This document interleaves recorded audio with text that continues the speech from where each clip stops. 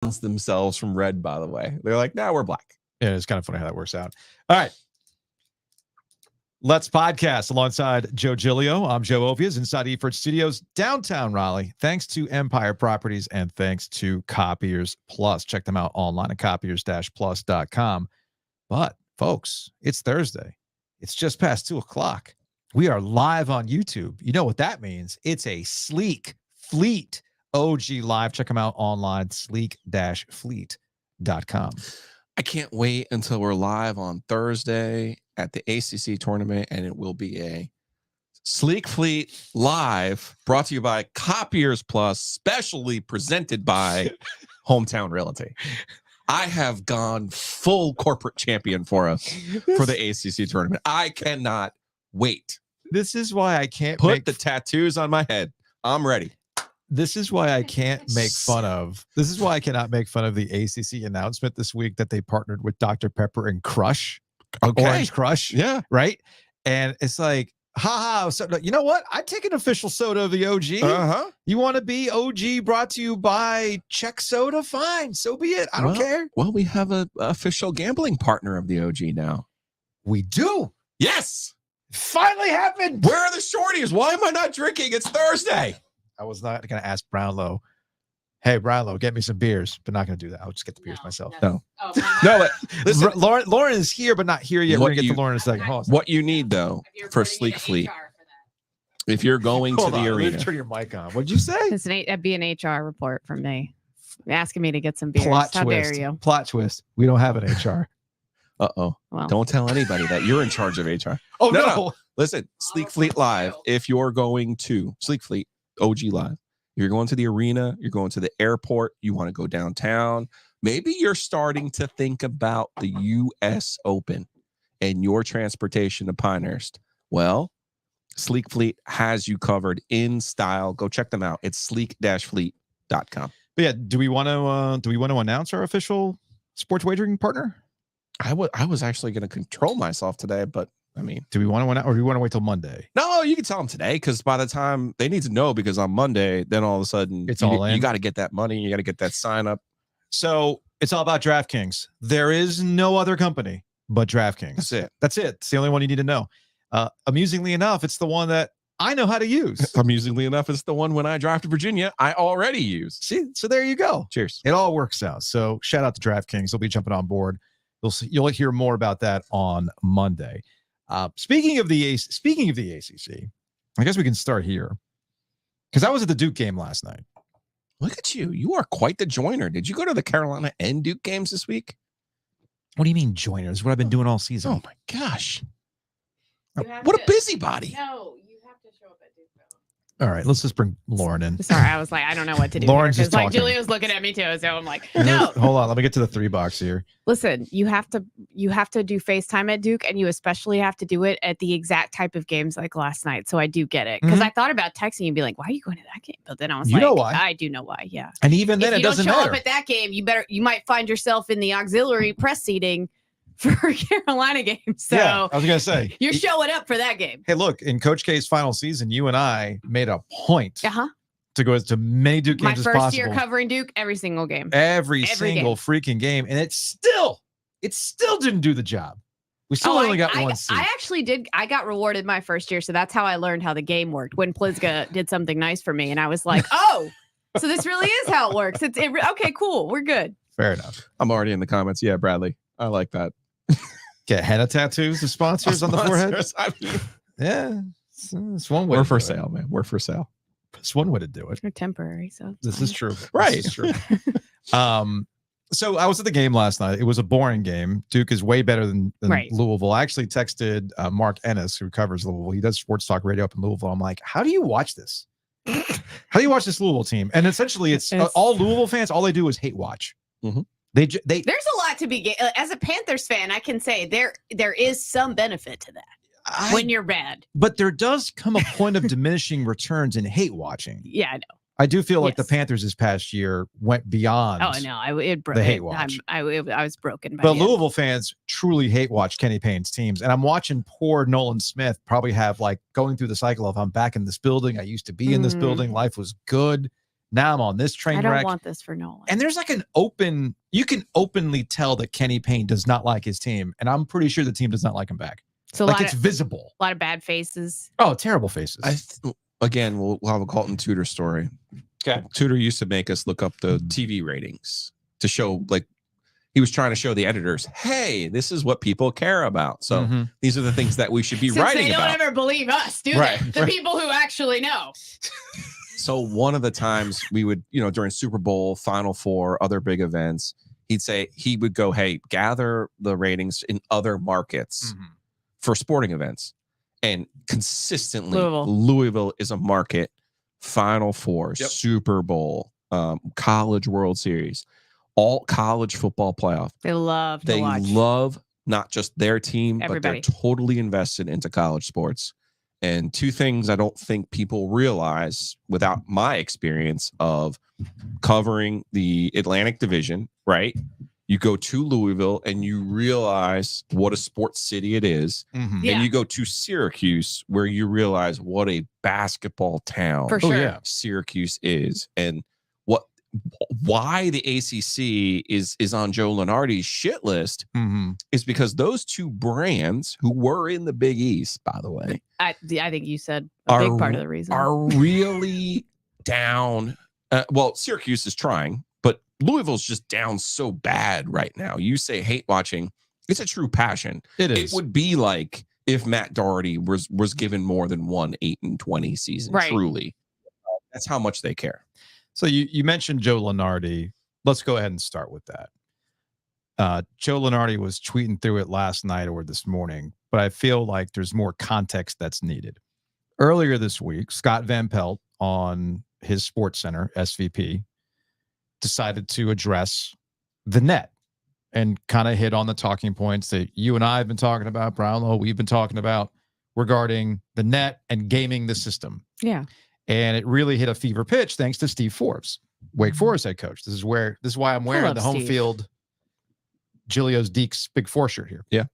It's such a great shirt. It is a great shirt. So it's incredible. Forbes just dropped the hammer on Lunardi and brought forth more discussions about the weirdness of the net. So Scott Van Pelt decided, all right, let's address this. And it was his one big thing. It's about a 3-minute clip. I'm going to play it because I think it's important for the context of where we're going to go forward.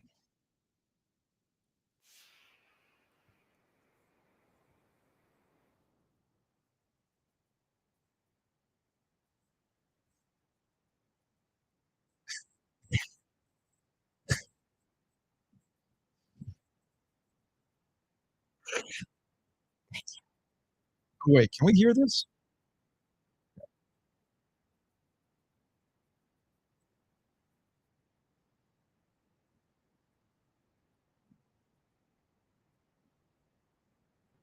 Brad Brownell point out another interesting reason why. They have effectively manipulated those net rankings in a way which benefits them significantly.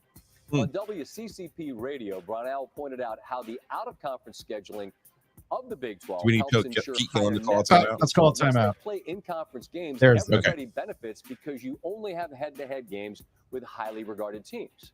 Regarding the out-of-conference, Brownell said, quote, they're playing 300 level teams and winning by 40 and 50 points to increase their offensive and defensive efficiency numbers, which is a big part of the net tool. Now, I need to interject, that's not entirely correct. The quality of the opponent is taken into account. Once again, back to the Brownell quote.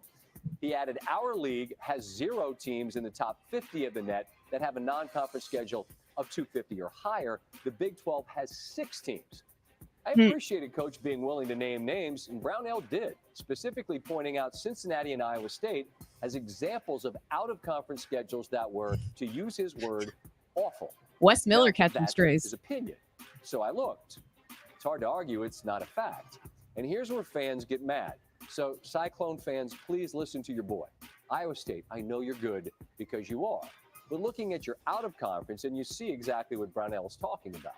Outside of a big win over in-state rival Iowa, it was mostly blowouts over hopelessly overmatched teams. It did, though, also include losses to Texas A&M and the ACC's own Virginia Tech, which, no shock, Brownell mentioned in noting the ACC is 9-3 against the mighty Big 12 in head-to-head games this year. That includes Clemson's win over TCU. And again, I quote Brownell, "We played TCU, beat TCU. TCU's doing well in the Big 12. And I remember preparing for the TCU game and telling my staff, look who they've played. They haven't played anybody. Every game's Abilene Christian and Houston Baptist. We're getting ready to play them. We've already played a really hard schedule, but look at their net. Their net rankings get up, and then when they beat each other, they don't have bad losses." And that, as I mentioned earlier, is the way you can game this one particular data point that the committee uses.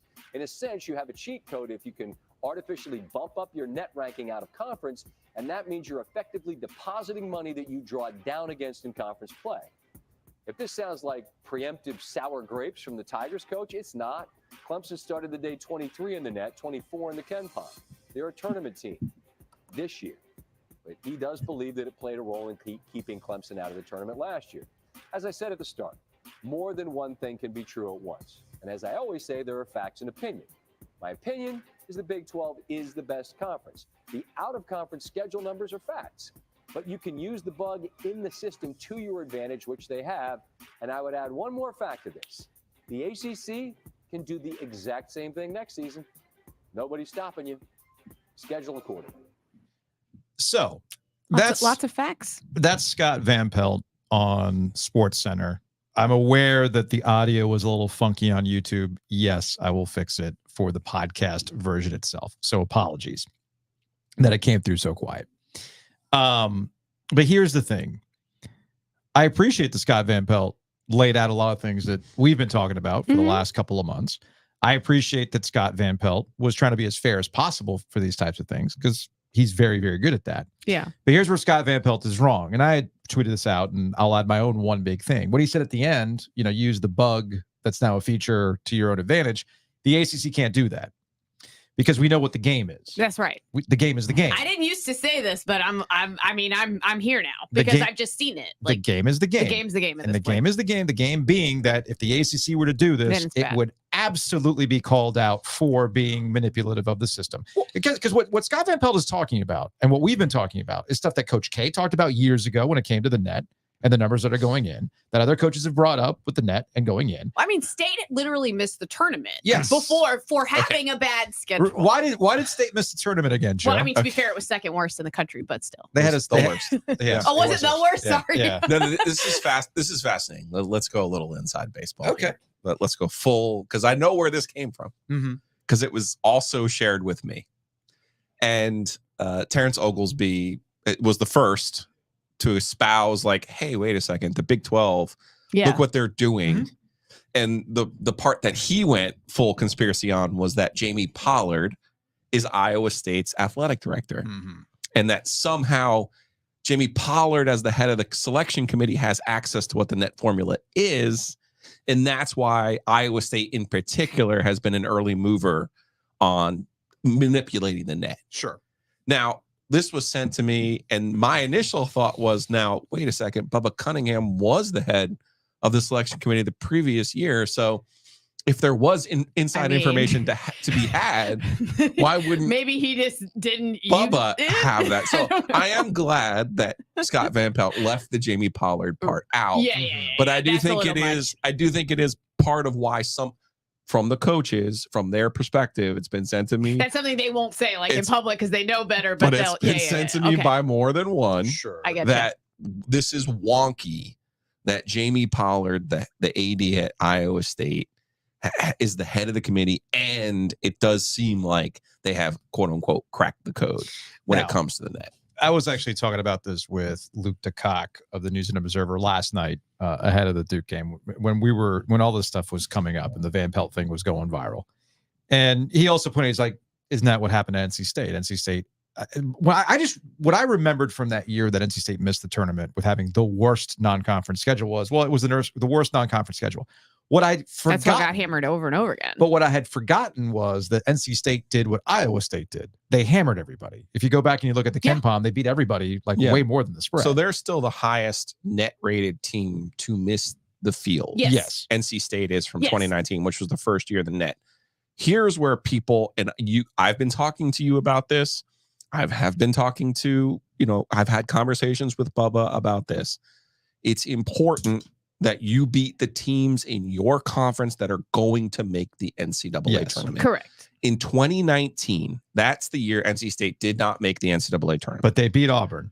Virginia, Carolina, and Duke. Never forget. Virginia, Carolina, and Duke were number 1 seeds. Mm-hmm. They lost 5 total games to those 3 teams. Yeah. No shame, Yeah, right? yeah, I was But you gonna didn't say. beat them. You got to beat one of them. And what people don't realize. Why and what, do you have to beat? That's what drives me nuts, though. Too. It didn't used to be that way. Like it used to be, you could lose like 9 games, and if you didn't beat Carolina or Duke, 9 or 10 games, if you didn't beat Carolina or Duke, it wouldn't keep you out of the tournament. I think it's because you would beat other tournament teams. Yeah, so right, if right, you right. go, if we keep Okay, on, yeah. if we keep on 19, FSU, Virginia Tech, and Louisville were all Florida State and Virginia Tech were number 4 seeds. Too. Virginia Tech was a Final 8 team. Remember, they lost to Duke in the Final 8, or they lost to Duke in the Sweet 16. Right. So those were really good teams, and they were in the field solidly. And NC State's record against those teams Mhm. was not good. That's why NC State didn't get in that year, ultimately.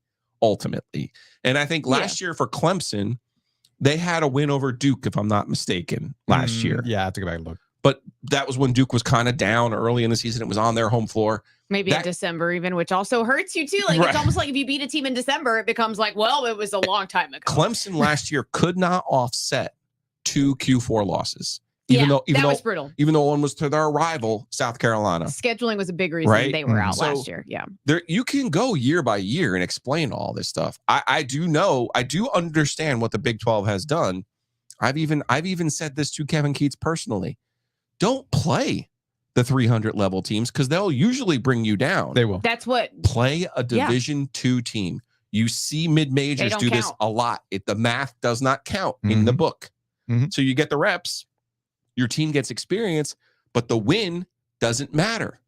So doesn't there's- hurt you, help you, nothing. Right. It just doesn't exist in the committee's eyes. So there's Mhm. ways around all of this stuff. Never forget, I think it was Southwest Missouri State was like 18 in the RPI the last year of the RPI Yeah. and did not make the NCAA tournament because they were in the, everyone figured out the RPI.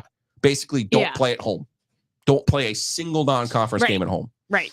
So this continues into the overnight and into this morning. And I guess Joe Lunardi at 10:51 decided to tweet through it. And right off the bat, I have a problem with what he said. Quote, I've been reluctant to wade into the Big 12 is gaming the system debate, primarily because it's impossible to know, and those who insist they know are simply more insistent than they are correct. Already wrong. There is that.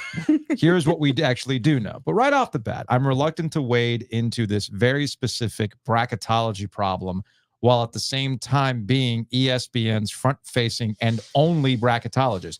I just don't know if I want to get into this, guys. Sorry. I just don't know if I want to get into this, We're guys. still saying wank doing the hand wank yeah, gesture. it's the hand wank gesture. That's my response to that. Get over yourself, dude. What do you what do you think you're the president? Like, what are you talking like that for? You're not that important. Like, come on. He thinks he's that important. Come on. You talk about sports you talk about a bracket that's not going to be built until March. Right. You'll start talking about it in November. You're talking Right. about a team's out because they lose to like a 1 seed on the road. It's That sports. literally happened this year. I didn't make that one up. Like that sounds like a ridiculous scenario I would it's make the up. most important thing ever, sports. Pitt's That's why we- bubble burst because they lost at Clemson the other day. They're out now. It's they're over. out. Yeah. They can't get back in. That's television. That's a just- television product. It's like why we do entirely Yeah, way but- too early top 25. Well, it is right, but it's like you said Watch with your like the pronoun game. usage. We Here's the don't do thing: that like shit. the She game does. is the game.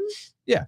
Like that's something that they don't do. It feels like with other leagues. Like it's not like any of their bubble teams lose and they're all of a sudden like, oh, they're out forever. Yeah. Like it's just it becomes so freaking dramatic. But, We see it. We see it. We see the disproportionate like way that the bubble teams, in my opinion, are talked about. It's like they Yeah. lose a game and all of it. Like, why was Clemson being discussed as being out, like to lose at Duke by 2 points, like it, a couple weeks ago? Like it's absurd. They were Not in sure. the 20 somethings in net. Not sure. And I read that tweet from Lunardi where he just talks about I've been reluctant to do so. And it's like, well, why are you reluctant to do so? Is it because Were you the queen of England? No, I don't know if it's that. I can't weigh in here.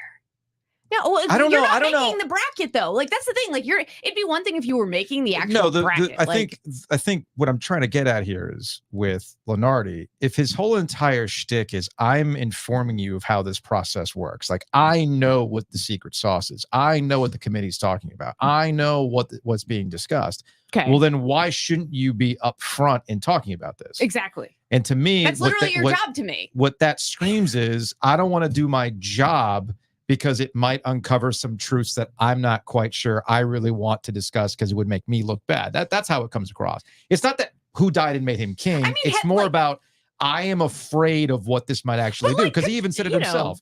He even said it himself. It's impossible to know. No, it's not. And then he goes in, he goes all these numbers and, expected margin of victory. He starts giving you all sorts of really nerdy stuff. It's like he wants proof that all the Big 12 coaches sat down and were like, let's get this net. Or something. It's like, that's not what people are talking about, dude. So Lunardi then says, bottom line, is it reasonable to conclude that 5 games out of almost 400 played by the Big 12 this season are enough to skew the whole system? I'm not smart enough to know that answer. How did he do that math so poorly? 5 out of 400. Well, he went, there was a lot more going on that I skipped over, but that was his bottom line. And he says, I think most unbiased observers would say it's unlikely, which again gets to Lunardi's other issue. Unbiased observers. He's still treating himself like as though he's some sort of unbiased observer, which he's clearly not. Because after you get done with all this stuff where I'm only talking about facts, I talk about the facts only. I'm facts guys. Our job and the committee's job is to spot the outliers and adjust accordingly. That's his job. That's why teams in the bubble with awful schedules generally get banged. The trick is not to be a bubble team to begin with. And the trick is that it's better to be, it's to be better at basketball. Okay, fine. I get all that stuff. That's when he starts to make it personal. P.S. I never said that Wake Forest or any ACC team has recruited poorly. I've simply reported the steep decline in seeding for ACC teams. Yeah, well, yeah. That's true. Yes. This could be related to recruiting, coaching, resources, the weather, the uniforms. Who knows? But what is undisputable is that the ACC is the best college basketball conference of all time. That hasn't been the past few years. That's also indisputable. And any coach would tell you when it comes down to players, it all comes down to players. Sure. So don't shoot the messenger. But the problem is you just had a coach call you out for all that stuff about how you're disrespecting the recent ACC players of the year. Also, like, no offense, you're bracketologist, whatever that, I mean, that's a made up thing. We all understand that. That's just a made up job title, but regardless, like that's what you do. So shouldn't you be the one to explain to all of us why it is that the committee regards the AC? Like you tell us. It's like that he acts like that's the like, oh, well, maybe they're just not recruiting as well. That's the only it's like we're in the transfer portal era, bro. Like, what do you mean? You gotta have some context as to whatever. He acts like he wants to just throw up his hands if it's an issue that's not like directly related to the bracket. It's like, no, but it all plays in together and you've got to understand what you're talking about. I think my biggest issue with Joe Lunardi has been and continues to be, you want to argue on facts because you are in the numbers business. I'm just trying to give you a cold view of what the committee is trying to do. Basically, our conversations with Patrick Stevens. Well, that's why Patrick's the best. Because Patrick, like, you can't throw Patrick off his game. He's married to the numbers and his bobbleheads. I think Joe Lunardi's at a crossroads, right? Yeah. Like he can't, he's trying to hold on potentially to what he thinks he is. He has an idea of what his job is. And that's not really what he is in reality anymore. Well, if that's the Right? case, He's which gets to my ultimate point. Yeah. Pick a lane. I'm not saying to stay Yes. in your lane. I'm not telling you to stay in your lane. There's a distinction here. Right. And I think Steve Forbes was trying to do the same thing at Wake Forest earlier this week. I'm not telling you to stay in a lane. I'm asking you to pick a lane. Right. Because when you go on social media and you want to argue with coaches and when you argue with fans about how, hey, I'm only presenting the facts. Okay, cool. Then stick to the facts. And then don't get caught up in giving your opinion about where you think the ACC is based on, all right, if you want to tell me the facts are, the ACC is here based on all these numbers, I cannot argue with you because I can see the same websites you do. I can see the same metrics you do. I cannot argue with those facts. But when you start to say, but look at the ACC players of the year, that's an opinion. And it's so, like, it's such a dumb argument. It hurts my head. It is an opinion. When you and I talk about coaching, the level of coaching, Sure, that's another opinion. at that point of how we feel these coaches are doing compared to other coaches. and what Probably they're a doing. better argument, by the way, when you look at the recent past, and hopefully some schools trending better. So in that. Lunardi, when I say he's tweeting through it, is that I don't think he understands what people's true issue is. Yes. Yeah, he well, should explain Right. that here's what the Big 12 has done. Yes. And I gotta be honest with you, we've had multiple conversations with Paul Brazo, Mhm. Steve Forbes, Kevin Keats, and they've all said to Josh Pastner, they've all said to us that Gavitt comes and talks to them about the selection process. They've told us straight up that they've hired as on a consultant basis Michigan State's basketball AD. Mhm. No, because remember, Michigan State forever. They have the best college basketball PR people on earth. That's all I'm gonna But say. Michigan State forever had the hardest schedule. There were some down years. I remember Izzo being in Winston-Salem. I think it was 07. Right. You wouldn't know any of this ever happened because of the way it was. That's what I'm saying. But Like, what I'm saying is everyone loves him. they got in with like an 18-14 record because of their scheduling. Right. And And it so was the the same ACC earlier this year when they were struggling. They were Yeah. still in the field, at least in part. Because And the of that. Yeah. ACC went to them and said, How'd you do that? how do we help our scheduling? So when you look at the ACC, what they've done, Clint Gwaltney at Carolina. Yes. Look at the schedule Oh, that yeah. Carolina had this year. He's great at it. Are you kidding me? Carolina had an amazing basketball schedule Yes. this year. Fantastic. you Duke had a know- really good schedule. Do you know what's really going to help Carolina in March? That's good. Watching Tennessee take off like a rocket and knowing, wait a second, we beat them. Yeah. We beat them. Yeah. You know what I mean? Like I watched Tennessee last night and the team I thought about was Carolina and the win that they have over them. So it doesn't take a lot to add that context if you're Joe Lunardi. Like, hey, I get it.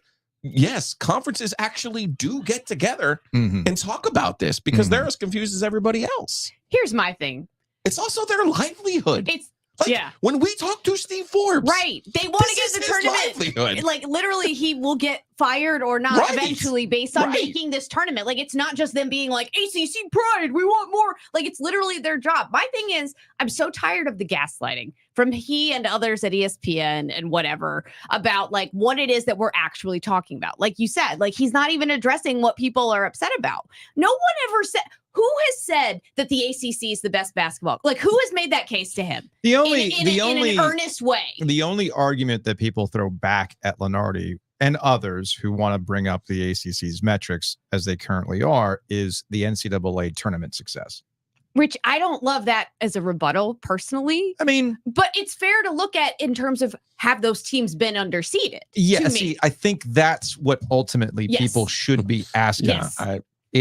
Okay, because you're right. I'm with you. I think Paul's surmising here too. This comment, I like this. From Paul? Oh, Yeah. shout out to Paul Beam, Carolina marching Tar Heel legend.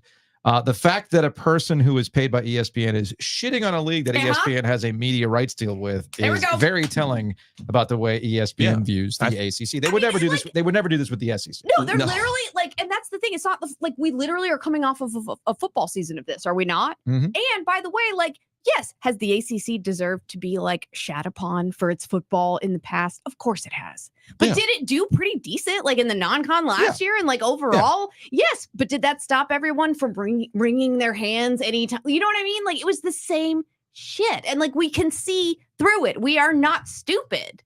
That's all. The part about, and we'll close the conversation here, the part about the NCAA tournament success that people like to bring up, to your point, Lauren, that's actually a conversation that should be had about whether or not net is doing its job and the committee is Well, also it's- doing its job it's not when it comes to predictive. seating. Yeah, it's not predictive. It's not supposed to be predictive, Right. but it's supposed to be a slotting. Okay, well, if you're slotting these things to where you feel these teams are, where they should be, is Are the you committee, valuing the right parts of the Yeah. equation here, basically? is Is the committee doing a good enough job taking the measurements and the tools that are available to them and applying it to the tournament bracket the way that it should? And you have to ask yourself the question, okay, well, if we feel the ACC is quote unquote bad right? or down, let's not say bad, it's down according to the metrics, well, then why is it that they keep going further than other conferences over the last couple of years? See, you say that. Watch this year. Watch this year. Everybody will face play it.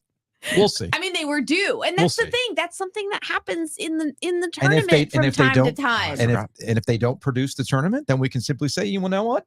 The tournament produced results that were finally in line with what people thought about the ACC. I need to get my Pastner positivity daily dose of Pastner positivity. Okay. Can you get, is there like a sounder that I mean, I can try to find with Duke's here.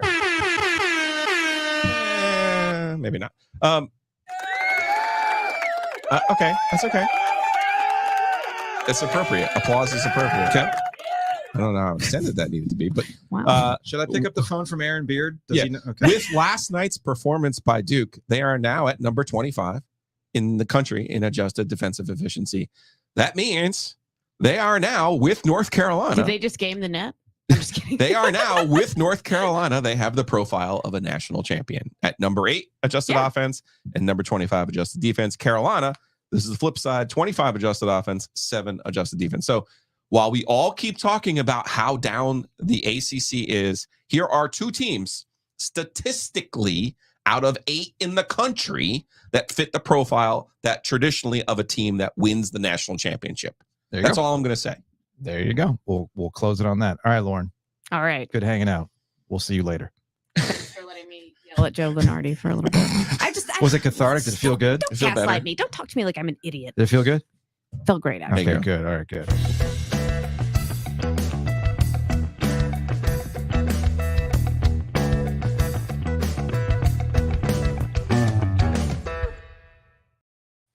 All right. I'm so discombobulated right now. I don't even know what I'm doing. Except I like being Ovies. But you're not. I know. Sorry. You've got much better hair than Ovies does. Anyway, a little bit of housekeeping here. So let me go ahead and hit the housekeeping sounder, shall we? Housekeeping. I'm going to turn this down too. That was from the other thing. I'm all discounted right now. What was from the other thing?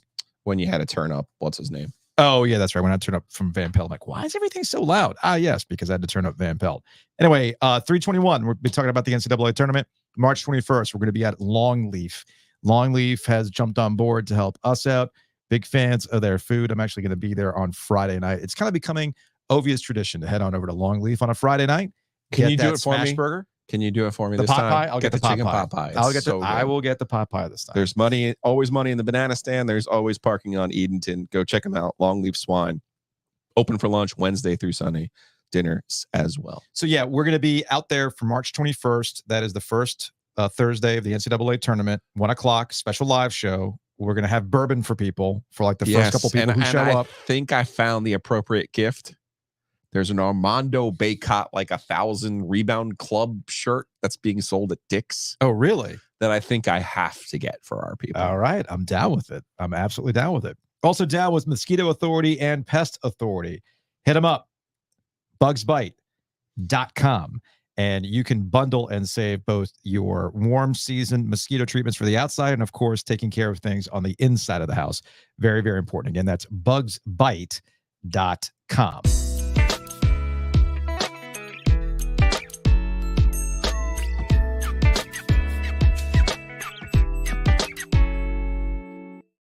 Joining us on the Heister Automotive Group hotline from 94.3 The Game out in Greenville, he is Stephen Igo. We talk some Pirates because, folks, it's baseball season. You might not have realized this, but the baseball season did start up because that's what you think about in mid-February. Well, hey, college baseball. And we've already had the story of the year in all of college sports. We have. So you could shut that whole conversation down. Steven, it's in Greenville with ECU. Hey guys, I was really hoping you would include me on the net conversation because as somebody who covers ECU, I don't get the chance to discuss it very much with basketball. But I'll talk some baseball for sure. One day ECU will be in that discussion, like App State is. You know, they just #1 seed in the Sun Belt, right? People are already worried about what's going to happen with their tournament if they lose. ECU will be there one day. We'll always have the CIT. Yeah, I mean the CIT run as a student at the time, it was more electric than it sounds, but I think people are just so starving for any basketball success here. It's like I've never seen a program so allergic to sustaining momentum, but that's ECU basketball. And they're actually decent these days, but still not to the point they need to be. No, they're fine. They have a bunch of transfers. They got a Kansas kid. They got Cam Hayes from the Wolves. Got the Wolf blood. But hey, now that CIT run was magical, man. I remember watching that. It was on CBS Sports Network, I think it was. The guy who announced the trophy and everything was reading stuff off his iPhone because I don't think he knew any of the players' names. You're just reading it off. That was a magical moment. Exactly. Hey, it's not every day you get to go to Weber State and knock them off to win a CIT championship. So that was a big win for the Pirates. All right, well, Steve and I go hoist the colors. First of all, how is your new protege James Giglio helping you with the 247 Sports so far? James is doing great, man. You raised a good one, and the biggest thing is obviously he's got some experience learning from you, I'm sure, over the years, and so he came in with, I think, more wisdom than most. Like most guys come in that situation as freshmen, kind of deer in the headlights, but he kind of knew, I guess, a little bit what to expect. Good. I think he's shadowed you a few times, but he's done a good job. I told you the real test will come when he's got to make his first appearance on our radio show. Oh, the radio show. Oh, boy. Right over my shoulder there, you see the picture of me and Colton Tudor. I hope in 20 years, James is sitting here in this studio, and there's a picture of you and James right above his shoulder. So no pressure there, Igo. But I did mention the story of the year in college sports, and it's Parker Bird at ECU.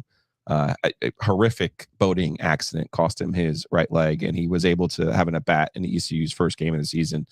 You were there. Just describe a little bit what it was like, and such an emotional and inspiring moment to see at ECU. Honestly, yeah. I mean, it's one of those stories where you know, when it happened, I covered his recruitment a little bit, so I was familiar with the story. And then when it happened, you pray obviously that he lives, and then the last thing you even think about is this guy going to play baseball again. But then the story became almost right away. He was like, "I'm determined to play baseball," and that was so much of the talk. And then Cliff Godwin was like, "We'll do whatever it takes to get him on the field." I didn't expect it to be this fast. I mean, less than 2 years removed from getting your leg amputated below the knee. The work he's put in, I don't think many people at all could go through what he's been through and keep the positive mindset he's kept. It's just amazing that really, you don't want to really say anybody else, like you don't want to have it anybody else, but for it to happen to him, I feel like he was the perfect guy to use this platform the right way. Obviously a horrific incident, you don't wish that on anybody, but he has made the most of it, which is crazy to say. But now he's reached so many people, he's impacted so many people, and that's only going to continue into life, further into life. He's obviously going to continue with his baseball career and get as many at-bats. He'll probably play the field. He takes pregame infield guys with the third baseman, and at UNC on Friday night, this past weekend series, they all had their pant legs down, and you couldn't even tell that he's an amputee. So it's just an amazing story, and what he's been through is incredible. I think it's the number of surgeries, first of all, staggering. And my sons went through 2 surgeries, and you lose a bunch of weight. When I saw him walk to the plate in that opener, my initial thought was, this kid has worked his ass off to get to the weight that he is. Like, he is in really, really good shape. He's in amazing shape. And you mentioned his recruiting story. This is not, he had options. This was a kid really people were looking forward to, and it's such a great moment for them. I'm glad that he's been, and I look forward to being able to see him play a little bit too. We'll be up at Sunday's game, Stephen. You mentioned the Carolina series. ECU ends up winning 2 of those 3. I love what they do with that series, where they play the games in 3 different spots and then play them right in a row the way that they do. Just what does it mean for ECU to win that last game in Greenville in front of a record crowd? My wife tried to get tickets to that game, and they were $100 on StubHub. And whoa. We'll be watching that one on TV. Okay. So, but what does it mean for ECU? I think everyone understands this is a program that has had national excellence, but is still trying to break through and get to Omaha, to the College World Series. To have a win like that over UNC and win the series, what does it kind of do for this group? I think it's huge, just from the standpoint of, look, ECU plays in the American, which is a solid baseball league, but for the most part, not a, I think last year was a multi-bid league only because Tulane beat them in the American League Championship. And without that, it was just going to be a solo bid league with ECU. And as you guys know, you need marquee series wins to host regionals, to host super regionals. ECU gets an early season one potentially over North Carolina, as long as the Tar Heels kind of live up to expectations. So it was a more important series for ECU, just because they don't have the opportunities that UNC does. Every week in ACC play, just about, they have a chance to get a marquee series win, whereas ECU is going to have to play UTSA, Wichita State, teams that you don't expect necessarily to make the tournament. So it was key. And then, look, I mean, East Carolina fans, you guys know the deal. Anytime you can beat an in-state opponent, whether it's an ACC school or somebody like UNCW or anybody like that, it's a big deal. And you don't have 6,000 people show up to a baseball game in February in most places across the country. And I give UNC fans credit too. They really showed out in Fayetteville and in Chapel Hill on Friday. It's just an awesome series. It's what college sports should be. All this conference realignment, it just, we've gotten away from in-state regional rivalries, and it's just college baseball can kind of take you back to maybe how it should be or how it once was a little bit. Yeah, it's interesting as the college football playoff continues to make even the point of conferences moot with the reports about automatic qualifiers and everything else. We went through that debate this year in football when, Carolina plays App State or if NC State plays ECU. And the usual cry from NC State or North Carolina fans is, oh, why do we want to do this? This is we get nothing out of this. What are you talking about? Like, it actually makes you feel something, y'all. And you're interested. People are interested. You're actually interested in this. And I think we still see this with baseball, even if there are times where there are some thoughts that maybe some teams don't want to play each other, right? It's been amended. Elliot and Cliff have found. They finally found common ground. They're good here. They actually are on much better terms now. Okay, good. 3 years ago, it was a problem. It was, but no, I agree, guys. I mean, through it. Yeah, that was the not rain delay, the equivalent of the Duke Carolina. That's right, the rain, not storm. rain, and then of course there was a guy who transferred to state too. That kind of that was this year. That was this year. I'm Oh, not sure the gosh. Pirates wanted him. So that's going to be a storyline too. I go. Alex Makarevich is that player. Look, that's look, going to be a story. Steven, here's the thing, man. Like, this is where I at best am like casual ACC baseball guy. Like, I know enough to like get a general sense of what's going on. So I'm the worst person. I'm like, wasn't there a guy who did this? And you're like, oh geez, not this again. Before we let you get out of here, I go, and it's Hoist the Colors 247, and you can see the banner there. Also 94.3 the game in Greenville. Football, I think spring practice is getting going. I went to one game this year. The home schedule really was somewhat atrocious. The team on offense was atrocious. Defensively, I thought they were competitive. But 2-10, Mike Houston coming back for year 5. Just give us a vibe check on ECU football, and obviously, I really like Mike Houston. I think he's a really good coach. But obviously, he's coaching for his job. Yeah, it's a critical year, and that's why they've rebooted the entire offense, and they've put a good amount of money from the collective into the transfer portal and basically reloaded on offense. They brought in quarterback transfer Caton Hauser from Michigan State. They also brought in Jake Garcia, formerly of Missouri and Michigan. Those two guys will battle it out. New offensive coordinator John David Baker. He was the co-OC at Ole Miss. So they're basically going to go, what it sounds like, at least from a pretty conservative offense to a up-tempo offense. And then the defensive coordinator returns. You return your whole basically defensive line group, a lot of the linebackers and corners. So the theory is, they had a top 40 defense last year. They were in a ton of games. 2-10, obviously not ideal, but they just could not finish games because the offense was honestly horrific. And so the hope is, hey, fix the offense, mesh it with the defense. Easier said than done, of course, and you could have a pretty good team.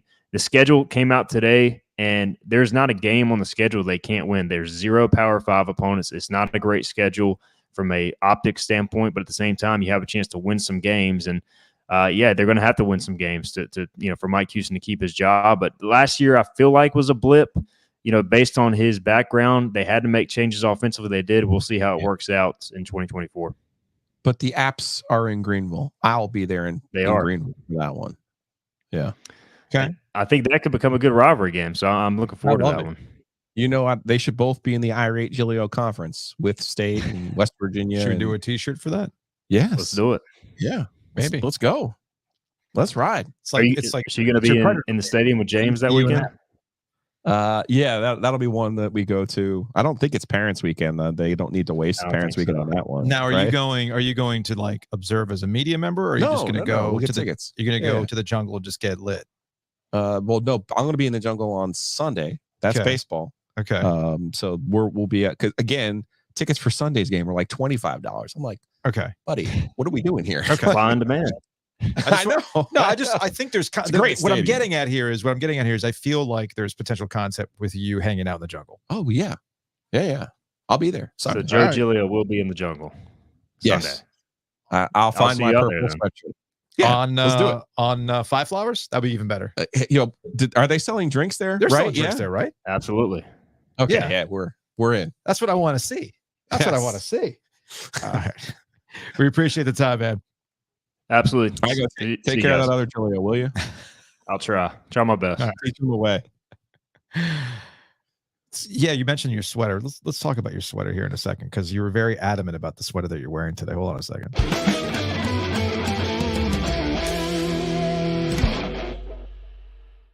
Let's thank some sponsors first. Big thanks to Breeze Through for sponsoring Ovies and Giglio. Check them out. Locations across the triangle. PNC Arena, it gets a lot of attention this time of the year for us.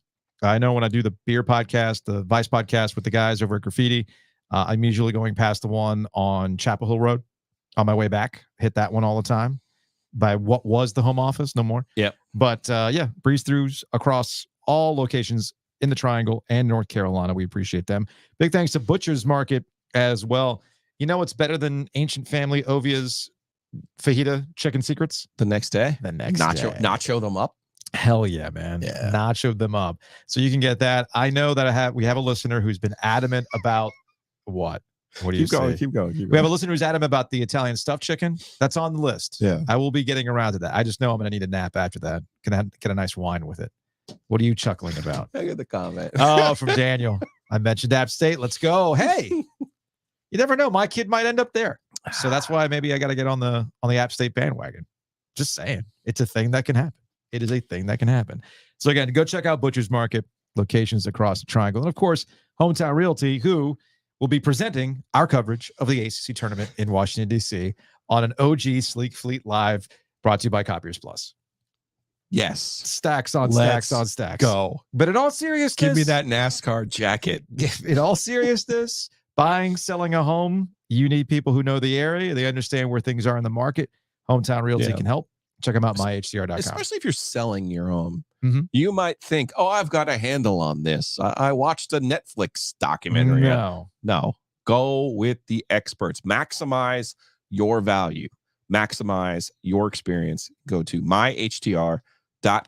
Buy, sell, calculate.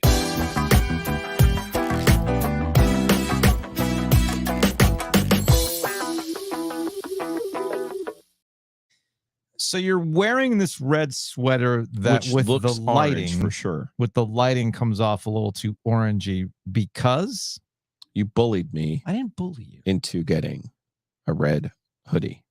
How So did now I have a red hoodie. how did I bully you? Well, you posted a picture from our adventures. Wasn't a Our picture. planes, trains, and automobiles. Oh, the one where we're drinking a beer, yeah. yeah. And people were like, I can't believe we're in light blue. But who wears a light blue to a state game? First of all, Can I be honest? it had like a greenish hue, a sea green Nah, dude. hue. No. I also wondered why you were wearing that hoodie to a state game, Okay. but the end to a Hurricanes game after the fact. That is my second favorite sweatshirt to my Tar Heel sweatshirt. You should have worn that one, honestly. Okay, Like fine, those fine. doofuses at the Duke game last night. These like 4 Carolina bros that were behind the Louisville bench who were way more entertaining than the actual game. Louisville. Yeah. All right. So you then first you post the picture, then there was a couple comments, and then we're down in the tunnel getting free drinks. Shouts to the Chung Easy. Shouts to Hatem too, because he came through as well. Yeah. And it just so happened to be that the 74 team was walking into the tunnel to do some media. And I know Monty Tao, obviously, from when he was working for Sid. And Monty's such a great dude. And he is really good friends with Elliot Avent as well. So Monty's walking by, and I stop him, and I'm talking to him. And Tommy Burleson, who I do know as well, just not as well as Monty, stops, and he looks at me, and he goes, "Get that Carolina blue shit out of here!" Right? It was pretty fun. And he was kidding. Like, Yeah. he was giving me a hard time. And by the way, I believe Tommy Burleson has the best record in the history of the conference against Dean Smith Mhm. for anybody who played more than one game against Dean Smith. Mhm. All right. So if anybody can say anything adverse about Carolina, it's Tommy Burleson. Yeah. Right. So he says that. And then Monty was like, "Oh, just leave him alone. It's fine. You can wear whatever you want." So, but You know, then the response to that tweet okay. was like, "Who wears a Carolina blue sweatshirt to a state?" And it was like, "So you went to state and this and that and blah, blah, blah." And I'm just like, okay, fine. I'll get her. And I even saw Jordan at the game, and I said, Mhm. "Hey, man, apparently I need a red sweatshirt, like my Deeks, my gold Deeks one. Sure. So, Your Deeks. My Deeks. Home field apparel. And I still have to claim them even after Notre Dame. That's a good point. In your defense, you're right. A context-free tweet of Tommy Burleson telling you to get that Carolina and blue shit people out were of here. Yeah. Taking it like he was dunking on me. Yeah. Or was like mad at me. He was not mad. A video would have been better. Yeah, he wasn't mad. He wasn't mad at you. He was giving me a hard. He was giving me a hard time. I thought it was funny. I'm not sure he lost in his career in Carolina. To be perfectly I honest can't with you. remember. I thought it was funny. Yeah. As simple as that. I just thought it was funny. I didn't realize it was going to go across that way because people are so serious on the internet all the time. Yes, they are. My bad. Yes. My bad. People are very, very serious on the internet. Speaking of the internet, I was distracted last night at Cameron Indoor because my timeline started to blow up over the college football playoff and this format tweak that's been reported. Have you seen this, Joe? I have not. Oh, boy. You were not online last night, were you? No. Okay. You know what? It's probably for the best. I probably should do the same sometimes because last night was a little distracting, not going to lie. Although I didn't miss Mark Mitchell's awesome reverse dunk on Louisville. It was that kind of night. And there wasn't that much of a bad discourse about Kyle Filipowski playing with no issues whatsoever last night against Louisville after what had happened at Wake Forest. Okay. So both Ross Dellinger and Pete Thamel over at ESPN had reports about this new format for the college football playoff that is picking up steam and will be further discussed next week. And it's a 14-team format. Now, mind you, we haven't even had a first year of the 12-team format. Right. But we're already ready to move on from the 12-team format to get to this 14-team format. And they've been setting the table. Ross Dellinger and Pete Thamel have been setting the table for the SEC and the Big Ten's power play of getting as many teams as possible or more money. And that's really what this is about. Yeah. These two conferences with the most amount of teams and the biggest brands want to make sure that they're making the most amount of money off this college football playoff. And there's a couple ways to do this. We can keep the status quo in terms of the format, but the revenue share is going to be dictated that we get more of it, or we can give you the illusion of choice and come up with a format that's always going to guarantee that we have more teams than everybody else, and we go from there. And the format that's been floating, and this is from Thamel's report, is that the SEC and the Big Ten would get 3 automatic qualifiers. The ACC and the Big 12 would get 2 automatic qualifiers. The group of 5 team, best one, would get 1 automatic qualifier. You get 3 at-large spots, with Notre Dame being one of them if, and only if, they finish in the top 14. Does that make sense? No. No. But I see what they're trying to do.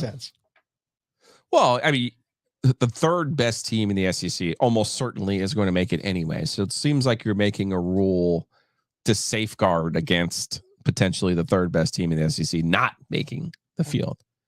I mean, I just think that's, I don't see how, if the third best team in the SEC like this year, right, would have been, Georgia, Alabama.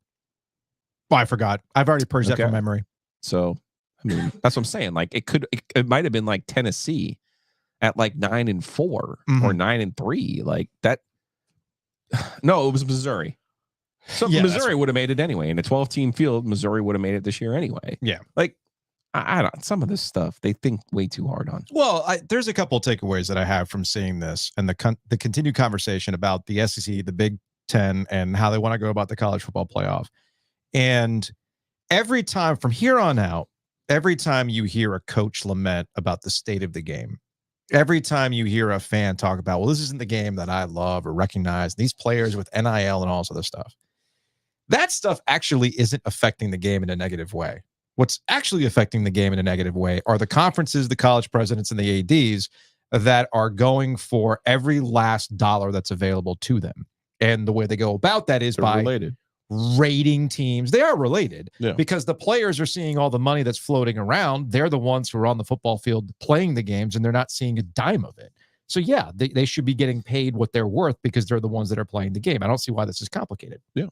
And the reason why the game and interest in the game might wane over time is because what you actually fell in love with does not look the same anymore. So and never existed. It probably never existed. It probably never existed. If you really want to be honest. So this is just an extension of this, with how they want to go about the college football playoff and these 14 teams. And then the other two thoughts that I had were, one was related to the ACC and one was related to, there was one model that would have solved everybody's problems and we'd probably still be doing it today. Which one do you want to address first? Whichever one you got. Hit me. Let's address the one model that would have solved everybody's problems in retrospect, but they were all too dumb to accept it. Do you know what that model was? Mm-mm. The +1. +1 would have solved all the problems, man. +1 was you play the bowl games as is, and then play one extra game between the two best teams. Essentially, coming out of the Bowl Alliance and into the BCS era, you have all your BCS games and all the games that supposedly matter with all the tie-ins. So the Rose Bowl still exists. The Orange Bowl still exists. The Fiesta Bowl is still a thing. They all exist. Okay. You have your 5 big bowl games, the big boys, and everybody's got their tie-ins. Amusingly enough, the way that the tie-ins would have worked would have come out that the SEC and the Big Ten would have more tie-ins and more access than the ACC and the Big 12. Funny how that would work, but that's neither here nor there. You play all the games as they are, not ranking them 1 through 4. Just here are your tie-ins. Right. And based on how everybody looked in those bowl games, you then get everybody into a room. You take your top 2 teams out of that pool of 5 games, and you play one more game to determine who is the national champion. That's an idea that goes back to early BCS days before they had settled on the 1 through 4, 2 versus 3. Yes. That's those Bowl Alliance into the BCS transition time. That would have solved everybody's problems. Everybody would have been happy with the bowls, would have been happy. The ratings for those bowls would be maintained. You wouldn't have opt-outs the way you have them now because the bowl games still actually have some stakes to them other than who gets to eat a giant Pop-Tart, which I think is incentive enough, but that's neither here nor there. So RIP the +1 model, it really would have solved a lot of our problems. Now let's get to the ACC. Okay. While the SEC... Thomas. Well, no, we don't have enough time for all that, sir. We'll get to that in Hey Joe. Oh my gosh. We'll get to...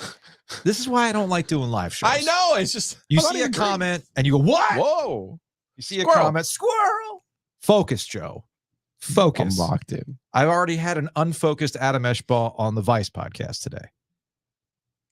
It's those gummies. Yeah. The culprit. So, the ACC and all the stuff that's going on right now.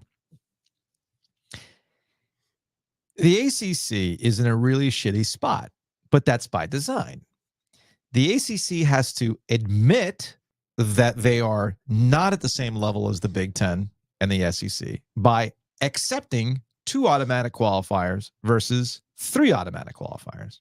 So it's one thing for the College Football Playoff Committee, headed up by Boo Corrigan, to say, we don't value you and your conference and your best team with their player missing, so we're just going to exclude you as an undefeated team from the College Football Playoff.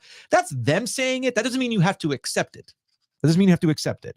And you know me, and we've discussed this. The ACC did a poor job showing their displeasure with what happened in the College Football Playoff. And that's a direct indictment of Jim Phillips as commissioner of the ACC. I don't think the ACC is guaranteed 2 spots here, but this is a 14-team model. This would be the 14-team model. Yeah, I mean, and that's part of it. Probably take it. So that's the thing. When you do that, though, you are admitting, you are agreeing. No, they are. That, no, yeah, you know what? You're right. We are not to this level, so we'll take it.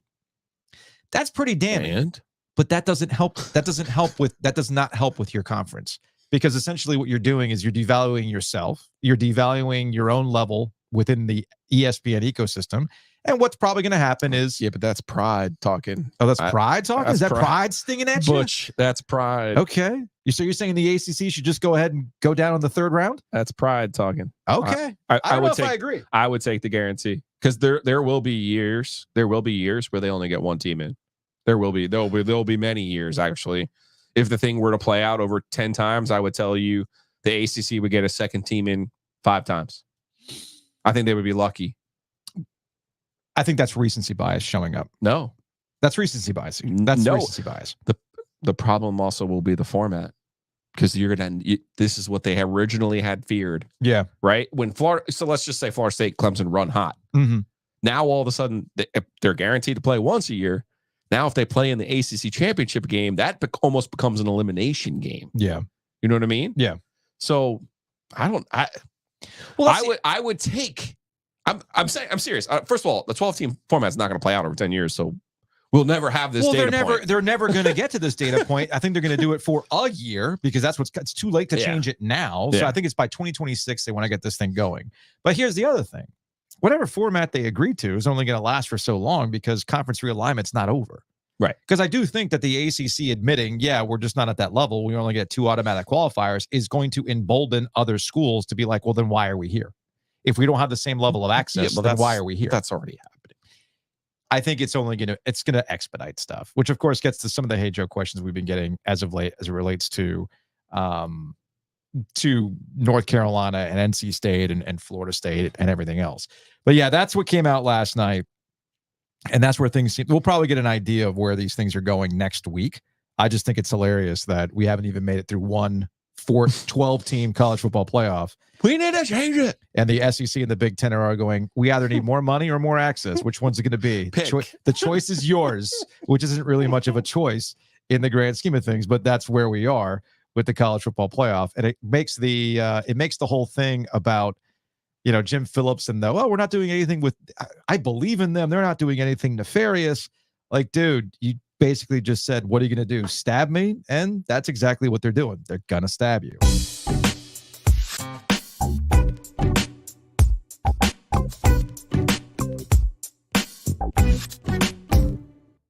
Beer? They're shorties. They don't count. Is that what that is? These don't count? They count. Nah. I mean, we're going to Longleaf after that. Did they count there? Zed's dead, baby. Zed's dead. Do they count there? No. Okay. Big thanks. Maybe we just have to pay for them. You know what, though? Maybe we should ask Whitaker and Hamer to come up with a legal argument that these are not counting. Shorties don't count. Maybe that's what we need to do.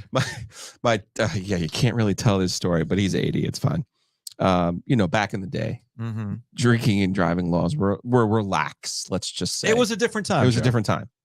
The doctor was smoking while your mom was giving birth, and they let you drive the car on the way home. It was a different time. Yeah, it was just different. But I tell this story to illustrate that my dad would have a 6-pack of beer, and then he would drink 2, and then he would get home, and then he would say to my mom, "Ah, man, they sold me another one of those 4-packs. I just don't know. I gotta stop going to that package store. There's always 2 missing." That is such a great dad joke.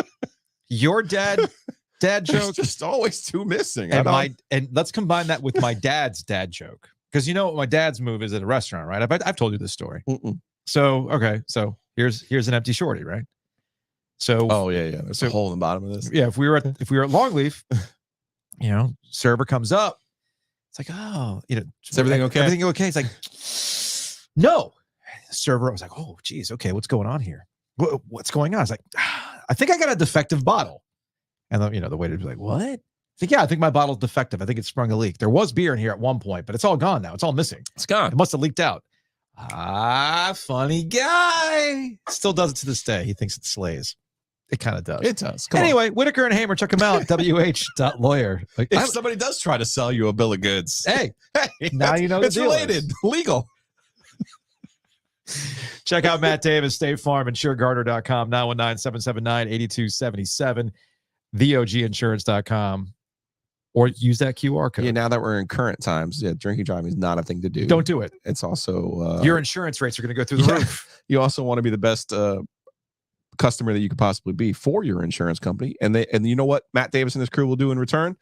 Be the best company they can be for you and help you save money. All you got to do is reach out, 919-779-8277. Also, big thanks to Homefield. Check them out, homefieldapparel.com. Use the promo code OG23. Again, I'm rocking Giglio's Deeks, Big 4 tournament champs. I've never been more proud. Lunardi champions. I've never been more proud. Why are you proud?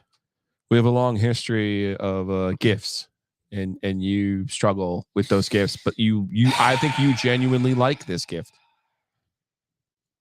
No, I'm serious. This is a good thing. Okay. Right? The dearly departed cat dad mug that can't be found. I told you what happened to this shirt. I love that. You've now worn this shirt multiple times. Yeah. I like it. The cat dad mug. No. There's no coming back from the cat dad mug. I was not trying to pull the Band-Aid there. I was just, plus, look behind you. You What? still have the cat calendar. I do. By the way, when we were here on Monday, we have a new kitty of the month. Can't wait to unveil the pussy. Good times. Now, that being said, that cat dad mug.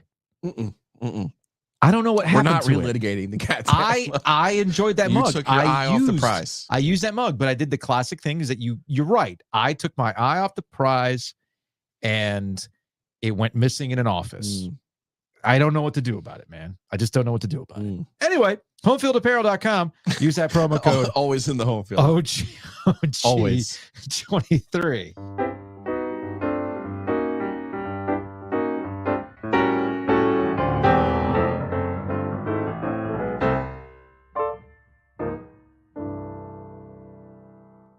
Yeah, I hear the Hey Joe questions are calling. It's Wolfpack and Demon Deeks. Quite stylish. It needs some work. Oh, I'm not Rand. No, that's a good point. That's a good one. It needs a little bit of work. Just a little bit of work. All right, let's get out of here on some Hey Joe questions. If you've got any Hey Joe questions, just leave them in the comments because we'll read them at this point. From Bull City coordinators, reach out to Blenheim for your soda sponsorship needs. Best ginger ale you'll find. I believe that's how south of the border still exists, by the way. Ben, you're right, man. We got to reach out. Let's go get him. No, I'm looking at Justin's comment. Oh, we'll get to that.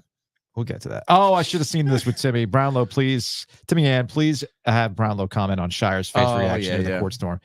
It was like it was like the baby fell in a well. Like it was like there was crisis mode. Oh my gosh. It's funny because going back and watching that, you had not seen that face since 2010. It's been a minute. It's been a hot minute, man, when you saw that Shire face. It was definitely on point. From BK Ron, I have started hate watching NC State. Sam with the same thing. Saturday will be a great state hate watch for sure. Fair enough. This is from Justin. Quite surprised there hasn't been a combine segment. Was really looking forward to what day and what drill you're looking forward to the most. How am I supposed to function during the combine? Listen, that's an all-time great comment, first of all. But this is how bad the combine is. It broke Peter King. It forced him to retire. It did. It really did. If you're will be the lasting legacy of the combine. If you're missing, not Mike Mabula, but no, this was the NFL event that broke the premier NFL reporter. If you're missing context here, Peter King wrote his final column, his Monday morning quarterback column. And in that, like right off the jump, he said, the longer I did this and everything else, you're supposed to look forward to things. And I would not look forward to having to write about the combine. And I'm glad I don't have to do that anymore. We should take a break. We should have a dead period. I couldn't agree with Peter King even more. Skyline Chili takes aside. Actually, I don't mind Skyline Chili. It's got a little cinnamon to it. I'm not that big of a deal. Forgot Davis was our High Point fan. Does Giglio bet on the combine? No. Can you? You can. Yeah, there's different ways you can. No, I have not. I have bet on the Pro Bowl. I've bet on the East-West Shrine game. I have bet on Filipino basketball. Unbeknownst to me, Richard Howell played for Tippy Tapa. Legend. Great moments in Law of the Wolf history. Me discovering that Big and Rich played for Tippy Tapa. From David, if we're making Pulp Fiction references, the ACC is definitely the GIMP. Ouch. Dang. Ouch. From Bourbon Ken, they should just adopt the Champions League format and give slots into the CFP to conferences that did well the previous year in the playoffs. The appearance of fairness without it. It's true. Okay. I mean, I could see that. I promised Thomas we get to the Panthers. Give me a reason for why I should renew my Panthers pumpkin spice lattes. Can't even resell them for face value. No, you can't. Cannot recoup. At this point, it's a sunk cost. It is a sunk cost at this point. But it was from the second that you got them. So. Oh, what, the PSLs? Yeah. Yeah, it's a donation. I mean, it's a tax write-off, I would assume. I know it's on the college level. I don't think it's a tax write-off anymore. I think they changed the tax laws on that. I'm assuming if you're a personal seat license holder in Charlotte, you're probably a little bit old school there. Yeah, probably. We talked about this a little bit yesterday with the price. The prices going up at a variety of different things. And it's funny, despite the fact that the NFL just raised its salary cap because they've got so much TV money coming in. On the local level, the number still has to go up. Yeah. It's infinite growth, even though they've probably hit. Yeah, until it hits its boxing phase, which it will. I think we're a few years away from that. No, next 20. Yeah, They got 20 more. They got to run in them. It's like the newspaper business. They got to run in them. They got one more run. Hey, we got to run on us with this podcast, all right? And one from Vance. Can Saturday save Kevin's job, Keats' job? Again, I've said this many times on this podcast and on the Law of the Wolf. I don't think the conversations that are happening over on Western Boulevard are the same conversations that NC State fans are having. Yeah. That may disappoint some people. I'm with you on that. But barring a catastrophic ending here, which, in fairness to this team, they do keep fighting. Within games they fight, and from game to game they usually fight. I do expect them to lose on Saturday. I fully expect them to win on Monday, though, against Duke in Raleigh. I can see that playing out. From T, we had a family vacation trip in the Vista Cruiser with no seatbelts. No. That sounds about right. Yeah, there were no seatbelts, man. Yeah, from Steve, drove across the country laying in the back seat window. Hell yeah, man. That was the move back in the day. The gunner seats. It's amazing we survived. Look, even a 3-year difference. Like the differences between when Caleb was born in 2008 and when Jacob was born in 2011 in what was and what was not acceptable is pretty funny. Like when Caleb was born, you could still have the bumpers on the crib. Oh yeah, but now they're like, themselves. No, you can't have that. And then my mom would laugh. She's like, "You should have seen how you were set up to sleep." And then it was like back is best. Like there's all sorts of crazy stuff. It changes, right? It changes all the time. And then there was the monitors, right? So when Caleb was born, video monitors were like a super pricey level. So we just got the walkie-talkie, the glorified walkie-talkie. Yeah. But then now it's like a Ring security system for your baby with motion sensors and various other stuff. I mean, I don't know, man. That would stress me out. Like there's a real problem. Monitor. But anyway, it's just funny how the technology comes along. Again, my parents always joke, based on how the rules and regulations are today and how it was when you were born, it's amazing you even survived. So, well, there's a reason there's a whole generation the way that it is because of the way we were all older than us, a little bit older than us is where it started. Yeah, a little bit older than me, I should say, is how we got the whole boomerang around too. That's a good point. Let's now, helicopter every single little minutia of everyone's life. Brutal. All right, that's going to wrap it up for today's OG Sleek Fleet Live. Check them out, sleek-fleet.com. Talk about stylish. That's Sleek Fleet. Sleek Fleet in style, sleek-fleet.com, and also download that DraftKings app because on Monday we're going to have some deals for you. The official gambling partner of the OG is DraftKings.